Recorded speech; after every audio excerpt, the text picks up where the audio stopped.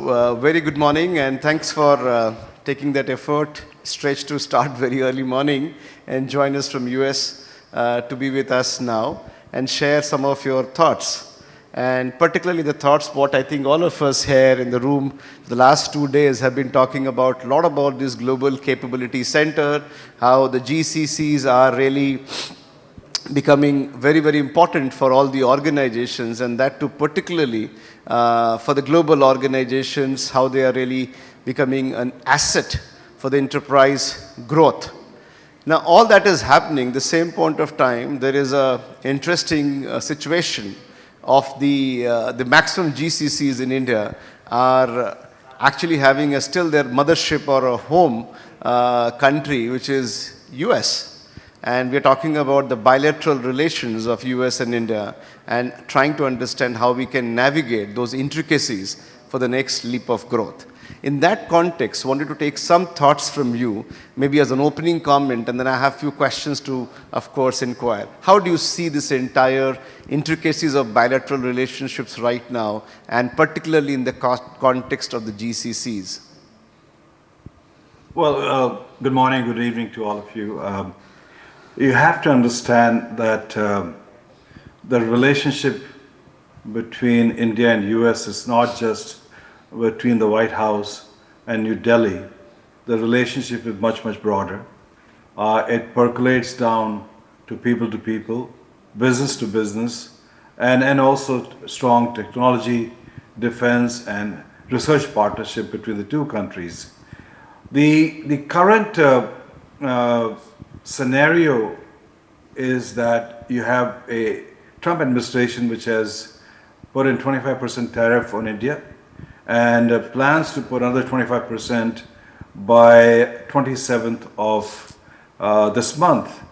And the whole objective is that because India is buying Russian oil, you have to understand that the real crux of the friction between the two leadership, I won't say two countries, between the two leadership is tied to basically Trump's desire to win a Nobel Prize. At this stage, this is the most important thing for him, is that he basically gets a Nobel Prize because you had earlier President Obama also received a Nobel Prize. Now, keeping that in mind, when the India-Pakistan friction took place, after 4 days, Trump came out and said, I was able to bring ceasefire between two nuclear nations and I deserve a Nobel Peace Prize. India refuted that, saying that no third party was involved, and on that basis, we were able to resolve the issue between India and Pakistan, at least bring the ceasefire by our military communication. So Trump went and said that 25 times, India refuted it 25 times. I think that has irked the president, and that's why he is leveraging. And there was a call on June 17th between the Prime Minister and the President, where the Prime Minister told him that very clearly that India has a no third-party intervention in its issues with Pakistan. And your statement is not helping me or helping the country. And that call didn't go well also. And so that's where the whole friction started, and Russian oil issues come in, and then 25% tariff. So the question really becomes is the implication. One thing I have to say is that what we are seeing in the US, the business community is committed to India, its investment in India, and not risking its supply chain. We are talking to 4 to 5 global CEOs every day, and we are getting the same commitment that India is pivotal to our growth strategy, India is pivotal to our global supply chain, and India is pivotal to our R&D and global capability centers, which we leverage in India for them to be more competitive, innovative, and efficient on a global basis. So I don't think there's any iota of thinking that they will be shifting their GCCs or manufacturing away from India itself. But more important is you have to understand that you also have 5.5 million Indian Americans who are committed to this relationship.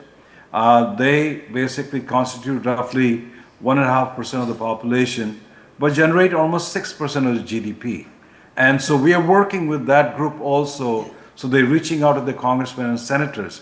And I can tell you consistently, with the senators I'm talking to, congressional leadership I'm talking to, that they are not shifting their stance in partnership with India and the US. So the question you have to ask is, what is the basically de-escalation here so that both countries can work out and go back to the normality? I think it's important that there has to be a call between the Prime Minister and the President. Having that call is critical, but you have to understand both leaders are proud leaders, both leaders are strong leaders, and as somebody has to initiate it.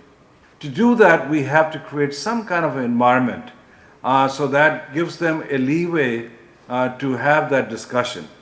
And we have a letter going out to the President today recommending postponement of the second tranche of the 25% levy and basically initiating a call with the Prime Minister.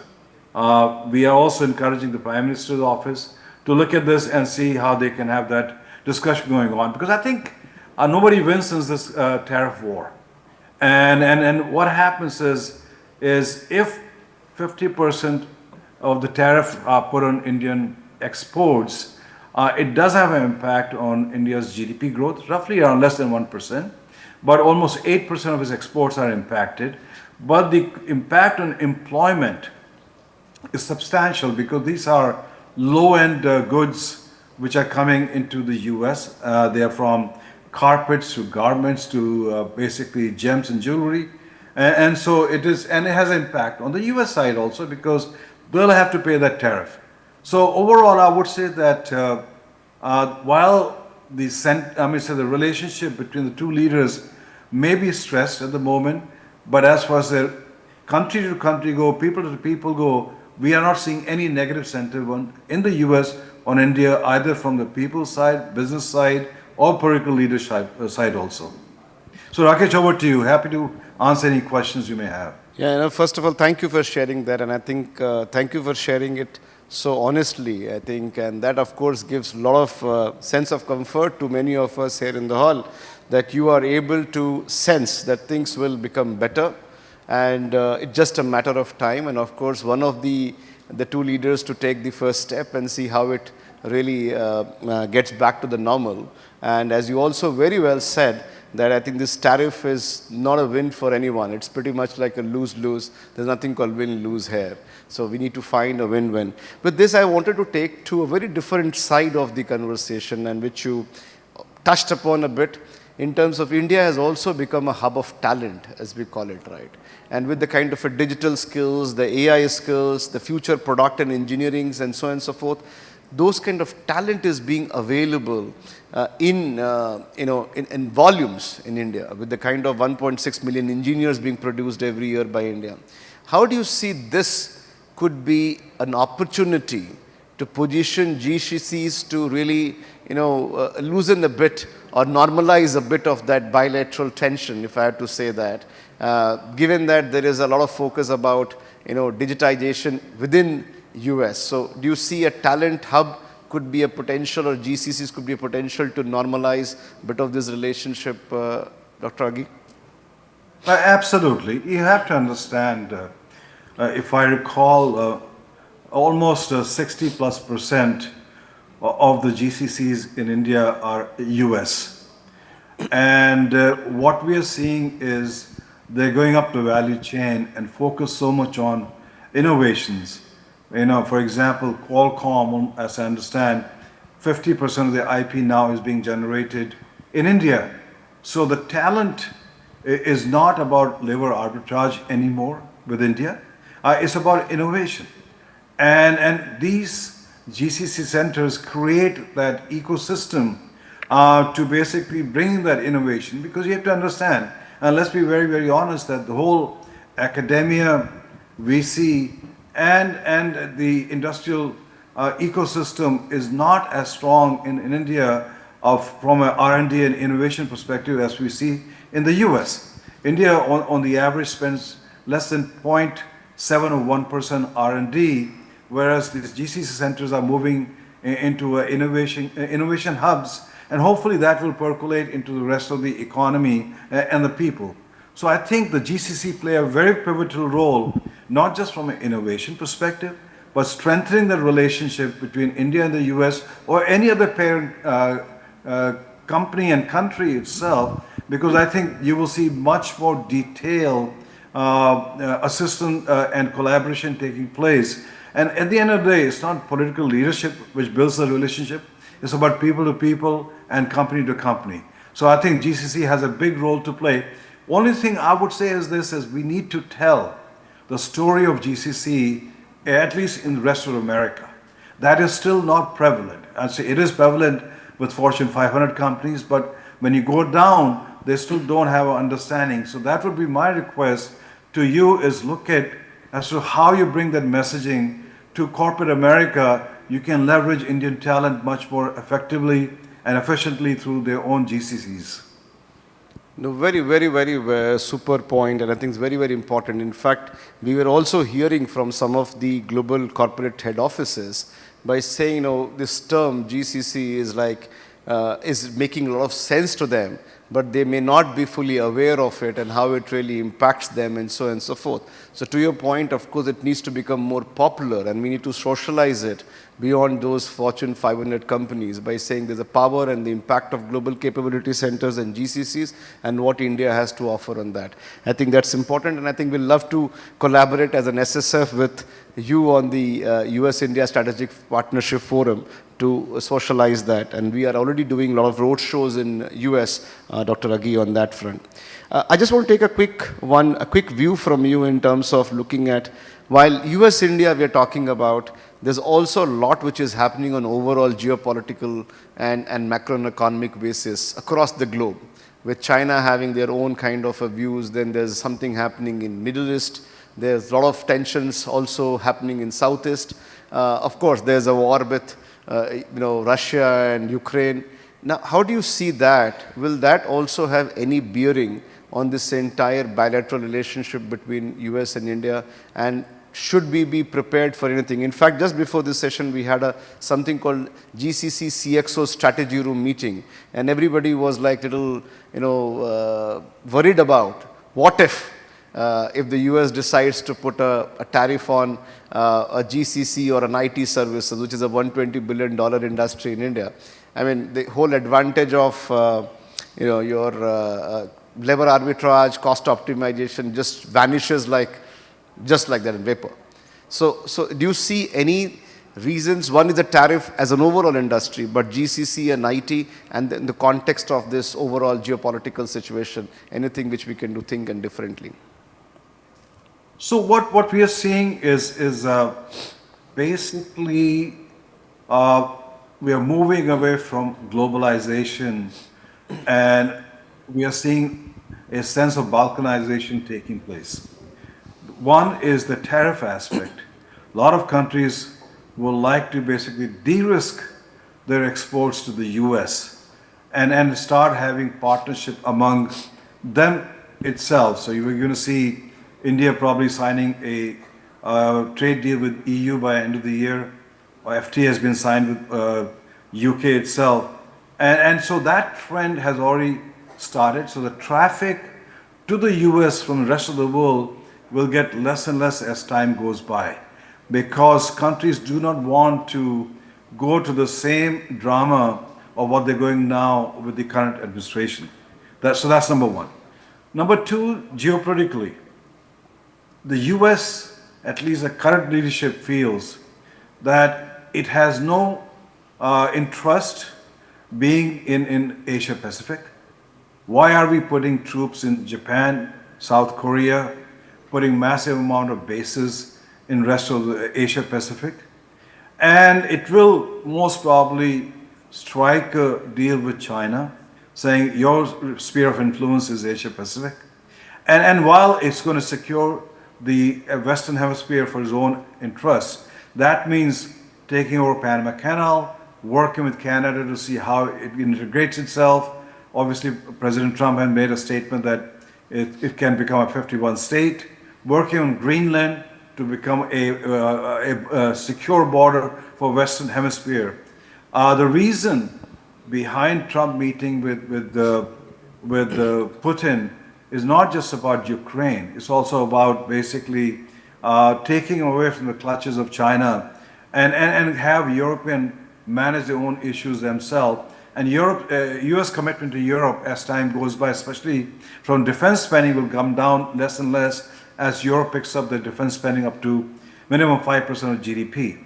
So we will see that trend taking place. But at the same time, you have to understand 40% of the revenue of US multinational comes from international market.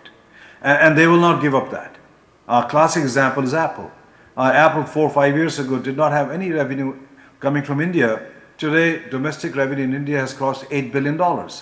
And it has also announced all of the iPhone 17, 100% will be manufactured in India itself.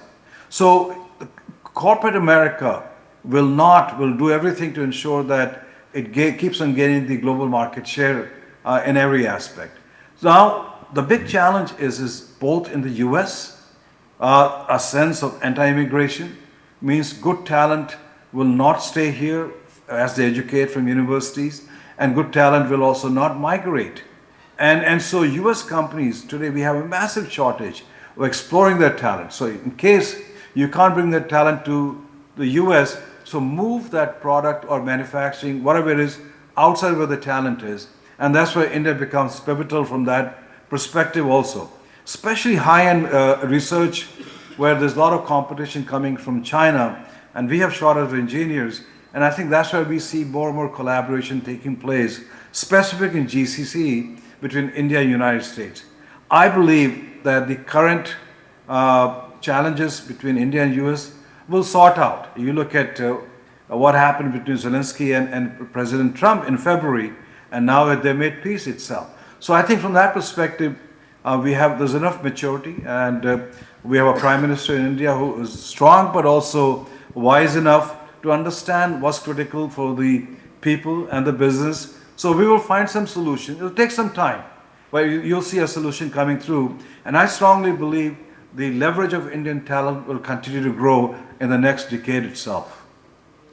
No, very, very well put, I think. And this, of course, is quite reassuring that, there's a value which the India talent has in the eyes of the corporates, America corporates, and I think that is important.